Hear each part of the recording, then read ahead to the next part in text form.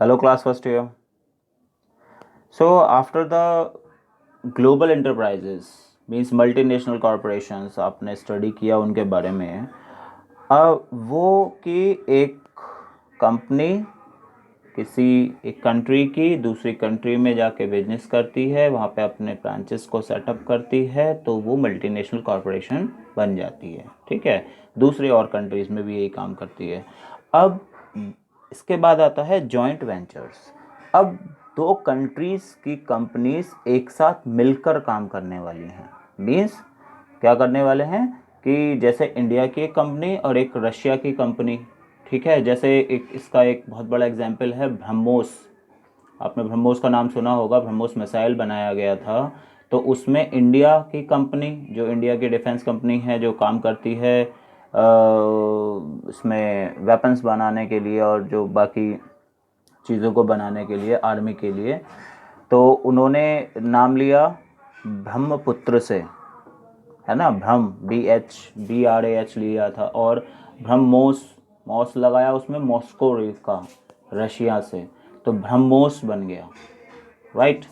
तो इस तरह के वेंचर जब काम करते हैं जॉइंटली, एक कंट्री दूसरी कंट्री के साथ, एक कंट्री की कंपनी दूसरी कंट्री की कंपनी के साथ, एक कंट्री की प्राइवेट कंपनी दूसरी कंट्री की प्राइवेट कंपनी के साथ, या पब्लिक कंपनी के साथ, या हाँ इंडिया की पब्लिक कंपनीज दूसरी कंपनीज कंट्री की पब्लिक कंपनीज या प्राइवेट कंपनीज के साथ बिजनेस करती हैं, और बिजनेस नहीं करती हैं, वो साथ में काम करती हैं। ठीक है, वर्क टुगेदर। ठीक है, तब जॉइंट वेंचर्स बनते हैं।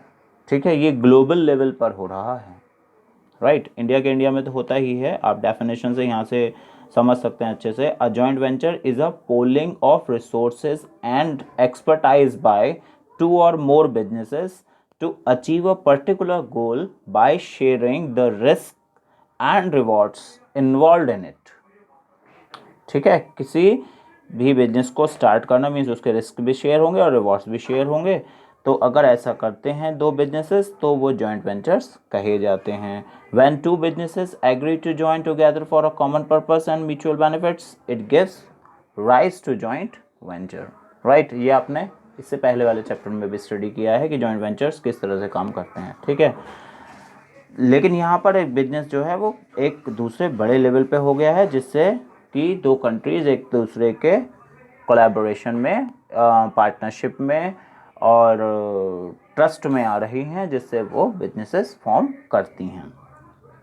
Right, so when two businesses agree to join together for a common purpose, right, एक ही चीज़ बनाने का पर्पस होगा उनका, and mutual benefits, it gives rise to a joint venture. Business of any size can use joint ventures to strengthen long-term relationships or to collaborate on short-term projects. चाहे तो long term relationship पे काम करें, काफ़ी time तक अपने साथ business करते रहें, या मीन्स बिजनेसेस फॉर्म ही इस शर्त पे होंगे, ठीक है, आप और दूसरी एक और कंपनी साथ में ही बिजनेस करेंगे, या फिर कोई एक प्रोजेक्ट करना हो तो उसके ऊपर जो है छोटे टर्म के लिए भी बिजनेस कर सकते हैं। अ joint venture can be flexible depending upon the parties requirements. ठीक है, जैसी रिक्वायरमेंट होगी वैसे ही फ्लेक्सिबल वो बने रहेंगे, मीन्स अप एंड डाउन्स दोनों के बीच में, और जो डिसीजन मेकिंग है वो जो है एक एग्रीमेंट के थ्रू होगी, डिसीजन मेकिंग, है ना, क्योंकि मीन्स कोई एक ही कंपनी डिसीजन नहीं लेगी, दोनों बैठकर उनके डायरेक्टर्स या उनके जो चेयरमैन हैं या उनके जो सीईओज हैं वो अपने डिसीजंस लेंगे एक साथ होकर। Right, these need to be clearly stated in a joint venture agreement to avoid conflict at a later stage. Right, कोई कॉन्फ्लिक्ट नहीं चाहिए।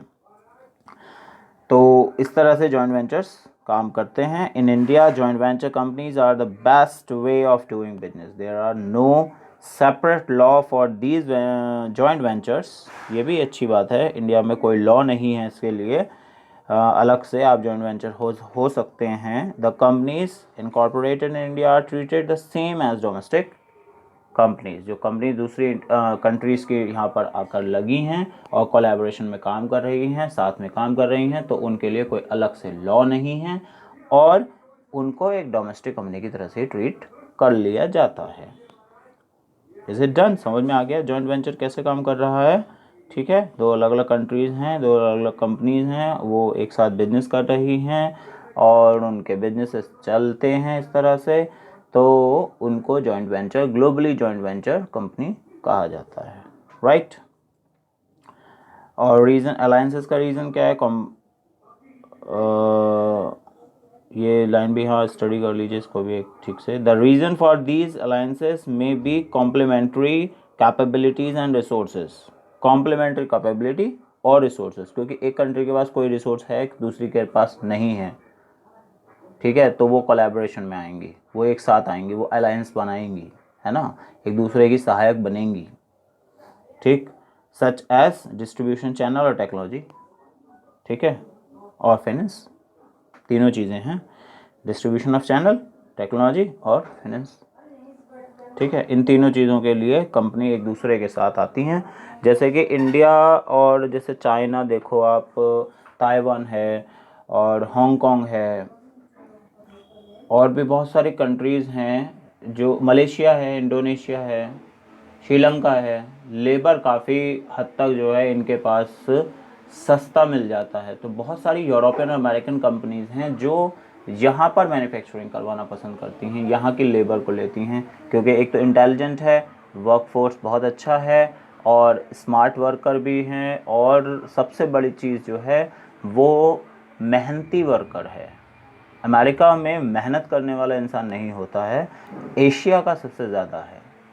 तो यहाँ की मैन्युफैक्चरिंग बेस्ट होती है, गलतियाँ कम होती हैं, कॉस्ट बचती है ना, डैमेजिंग नहीं होती है, और टैलेंटेड बहुत जल्दी होते हैं, मीन जल्दी से सीख जाते हैं एशियंस मोस्टली, है ना। तो इसलिए यहाँ पर मैन्युफैक्चरिंग यूनिट्स बहुत ज़्यादा हैं। आप देखिए बहुत सारे प्रोडक्ट हैं इंडिया, वो मीन्स उसमें made in India, made in China, made in Taiwan, made in Indonesia, made in Malaysia लिखा होता है, तो वो प्रोडक्ट वहाँ के नहीं हैं, वो सिर्फ वहाँ बनाए जा रहे हैं। तो ये जॉइंट वेंचर्स चल रहे हैं इस तरह से, राइट।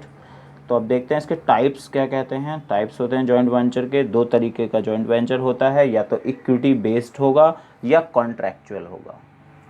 इक्विटी बेस्ड होगा तो वो चलता रहेगा, इसका मतलब ये हुआ, ठीक है। और कॉन्ट्रैक्चुअल है, कॉन्ट्रैक्चुअल वर्ड से ही क्लियर हो रहा है कि कॉन्ट्रैक्ट में होंगी दो कंपनी एक साथ, ठीक है। मीन्स उनका कोई मोटिव नहीं है कि वो कंटिन्यू बिजनेस करना चाह रही हैं, बस कॉन्ट्रैक्ट में है, जितने देर का कॉन्ट्रैक्ट है, कोई प्रोजेक्ट पूरा करना है और कोई एक डील है उसको पूरा करना है, कोई सर्विस प्रोवाइड करनी है पर्टिकुलर टाइम में, या कुछ मैन्युफैक्चरिंग करके देना है कुछ नंबर ऑफ़ यूनिट्स का, तो वो कोलैबोरेशन में आती हैं। उसके बाद वो कॉन्ट्रैक्ट ख़त्म हो जाता है तो कंपनी अपने अपनी जगह पर जहाँ से हैं वहाँ से अपना बिजनेस करती रहती हैं। कॉन्ट्रैक्चुअल है, ठीक है। इक्विटी के तीन पार्ट होते हैं, कंपनी, लिमिटेड लायबिलिटी पार्टनरशिप, और थर्ड होता है पार्टनरशिप। इस तरह से काम कर सकते हैं। कॉन्ट्रैक्चुअल में कॉर्पोरेशन एग्रीमेंट है, सीधा सा, है ना, या स्ट्रेटेजिक अलायंसेस कह सकते हैं आप इसको। तो ये इस तरह से काम करते हैं, ठीक है। याद हो गया क्या? जॉइंट वेंचर में के दो पार्ट होते हैं, इक्विटी बेस्ड और कॉन्ट्रैक्चुअल बेस्ड, ठीक है। इक्विटी में तीन चीज़ें आती हैं, कंपनी, एलएलपी और पार्टनरशिप, ठीक है। अब इनको देखते हैं कैसे काम करते हैं। कॉन्ट्रैक्चुअल कैसे काम करता है? CJV, कॉन्ट्रैक्चुअल जॉइंट वेंचर, ठीक है। There is only an agreement to work together, जिसके बारे में अभी बोला ना कि सिर्फ एक एग्रीमेंट है काम करने का साथ में, है ना। In a contractual joint venture a new jointly owned entity is not created, right. There is only an agreement to work together, सिर्फ एक काम करने का एक एग्रीमेंट है कि हम साथ में काम करेंगे, कोई प्रोजेक्ट करना होगा हमें, कोई सर्विस प्रोवाइड करनी होगी तो उसके लिए हम काम करते हैं, right. The parties do not share ownership of the business, बहुत सही। पार्टी जो है, पार्टी मीन्स वो दोनों कंपनीज जो हैं वो ऑनरशिप शेयर नहीं कर रही हैं, सिर्फ कुछ दिन के लिए एक दूसरे के रिसोर्सेज को यूज़ कर रही हैं, है ना। उसमें जो है वो पार्टनरशिप दे रही हैं, एक तरीके से पार्टली काम कर रही हैं, आधा ये काम करेंगे आधा वो काम करेंगे, दोनों साथ में मिलकर काम करने वाले हैं। ऑनरशिप कोई ट्रांसफ़र नहीं हो रही कि आप ये कंपनी हमारी हो गई या वट एवर, सो ऐसा कुछ नहीं है, ठीक है। But exercise some elements of control in the joint venture, ठीक है, कंट्रोल तो रखेंगे ही। A typical example of contractual joint venture is a franchisee relationship. Franchisee relationship का मतलब होता है कि एक कंपनी ने दूसरी कंपनी को कहा कि ठीक है 3 महीने तक आपका ये वाला प्लांट हम यूज़ करेंगे, आपके एम्प्लॉयज़ रहेंगे, सब कुछ रहेगा, इसमें फाइनेंस हम लगाएंगे, इन्वेस्टमेंट हम करेंगे, और उसके बाद 3 महीने के बाद जब ये बिजनेस 3 महीने पूरे हो जाते हैं तब उसके बाद आपको ये फ्रेंचाइजी वापस दे दी जाएगी। मीन्स फ्रेंचाइजी वो वापस ले लेंगे। फ्रेंचाइजी का मतलब होता है स्पेशल राइट्स देना किसी को, फ्रेंचाइज करना। ठीक है, की एलिमेंट्स में इसमें जो थोड़ा सा ज़्यादा आसानी से समझ में आ जाएगा। इन ये 4 हैं, इनको अच्छे से पढ़ लीजिए। क्या हैं? 2 or more parties have a common intention of running a business venture, right? Each party brings some inputs, ठीक है। Both parties exercise some control on the business venture, बिल्कुल सही। Both parties exercise some control on the business venture, ठीक है। The relationship is not a transaction to transaction relationship, right, but has a character of reality and relativity, longer durations, ठीक है। Means relationship जो है transaction to transaction नहीं होने वाला है, ठीक है। कैसा होगा? Character of relatively longer durations, ठीक, कुछ एक टाइम के लिए चलता रहेगा, ठीक। मतलब ऐसा कह दीजिए कि जैसे ही कॉन्ट्रैक्ट मिलता है वैसे ही वो बिजनेस साथ में करने लगेंगे, कोई कॉन्ट्रैक्ट नहीं है तो वो साथ में बिजनेस नहीं कर रहे हैं। तो ये अपने जो वैसे मतलब एसोसिएशन जो होता है एक उस तरह से काम करते रहते हैं, इसमें और कोई इतनी बड़ी बात नहीं होती है, ठीक है। मीन्स साथ में काम जो 2 कंपनी करती हैं तो उनको आप कॉन्ट्रेक्चुअल जॉइंट वेंचर्स कह सकते हैं। इक्विटी के बेस पे देखते हैं, इक्विटी के बेस पे क्या कहते हैं। Equity, an equity joint venture agreement is one in which a separate business entity jointly owned by 2 or more parties, done, is formed in accordance with the agreement of the parties, ठीक है। Means यहाँ पे 2 अलग अलग company हैं और वो एक साथ मिलकर काम करने वाली हैं।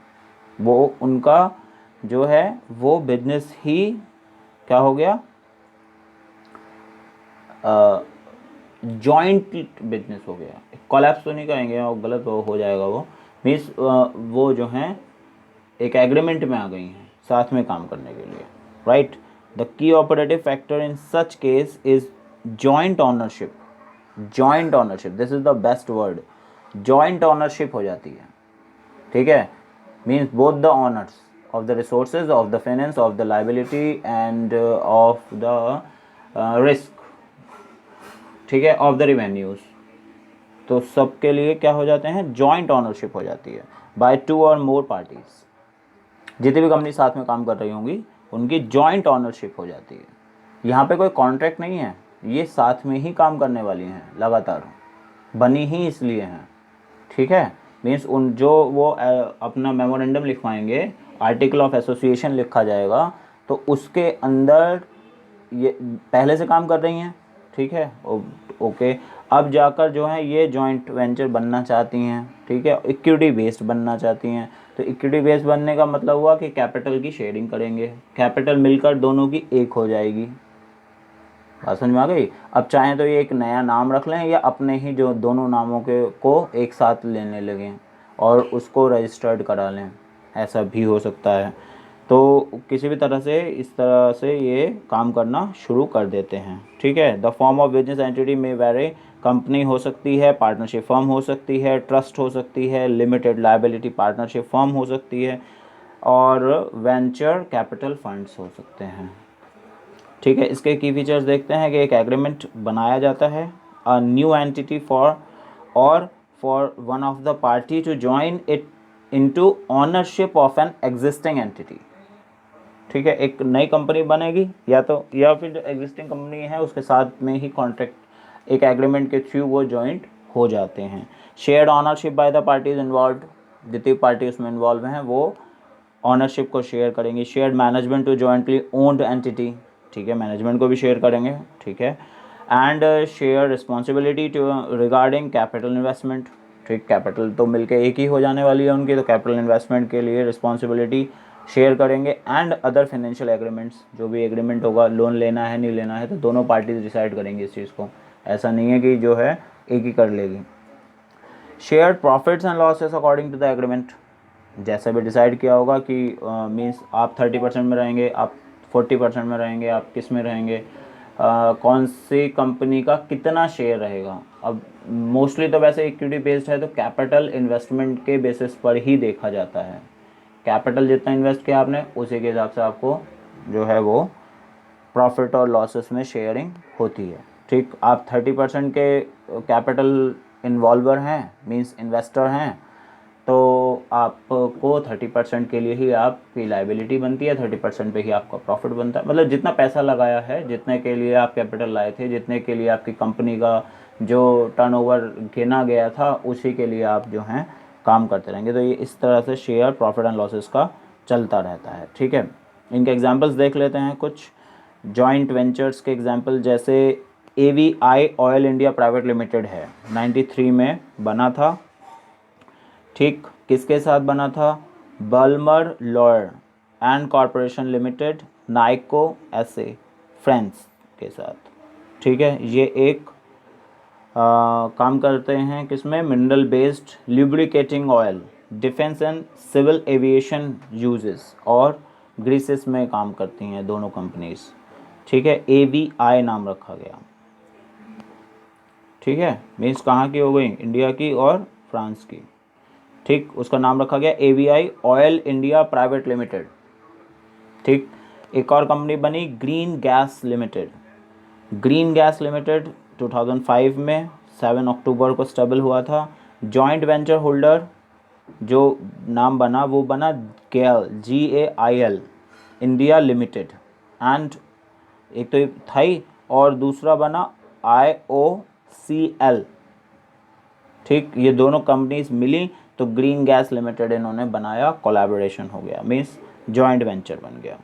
राइट, नेचुरल गैस को प्रोवाइड करा रही हैं Delhi aviation fuel facility private limited, BPCL और DIAL, दिल्ली जो एविएशन है और BPCL, इन दोनों ने मिलकर इस बिजनेस को, मीन्स इसे एक कंपनी, इसे एक जॉइंट वेंचर को खड़ा किया। ठीक, जो फ्यूल फैसिलिटीज़ में जो एविएशन के लिए यूज़ होता है उसमें काम कर रहा है। नाम क्या रखा गया? Delhi aviation fuel facility private limited. Done. काम क्या करता है? ये है जो है पूरा Delhi international airport limited and airport authority of India, इन दोनों ने मिलकर इस बिजनेस को सेटअप किया। ठीक, ये इस तरह से काम करते हैं। ठीक है, इसके और एग्जांपल्स हैं, वो अभी और आगे शेयर करेंगे आपके साथ, जो बहुत सारी और भी कंपनीज़ हैं जो जॉइंट वेंचर में काम करती हैं। ठीक, ये कुछ एग्जांपल्स जो हैं वो NCERT से लिए गए थे। आगे के एग्जांपल्स के लिए आपके साथ आगे डिस्कस करेंगे जब इसके बेनिफिट्स के ऊपर बात करेंगे, जॉइंट वेंचर के बेनिफिट्स क्या होते हैं। Okay, thank you very much.